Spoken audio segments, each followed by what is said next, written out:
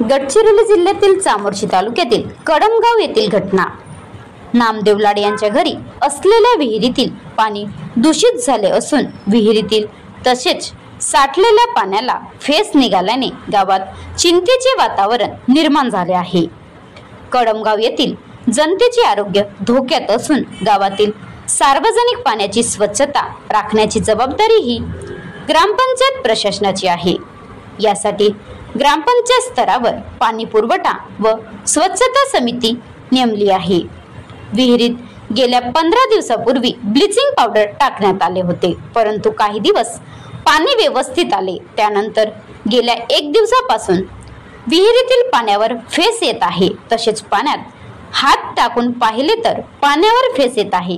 त्यामुळे विहिरीतील पाणी दूषित झाल्याचा प्राथमिक अंदाज व्यक्त केला जात असून याची माहिती ग्रामपंचायत प्रशासनाला दिली आहे। विहिरीतील पाण्याचे तपासणी करून दूषित पाणी निर्जंतुकीकरण करण्यात यावे अशी मागणी तालुका काँग्रेस मीडिया प्रमुख विजय लाड, नामदेव लाड, नानाजी आभरे, प्रवीण तुबुंडे, बुधाजी शिडाम, बंडू मेश्राम यांनी केली आहे।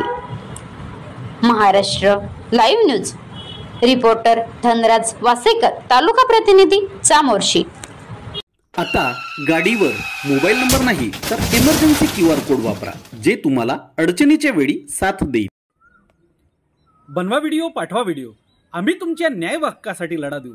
ताज्या बातम्या व घडामोडींसाठी पाहत राहा फक्त महाराष्ट्र लाईव्ह न्यूज। आजच आमच्या चॅनलला सबस्क्राईब करा, शेअर करा, कमेंट करा आणि हो, बेल आयकॉन दबायला विसरू नका। जय महाराष्ट्र।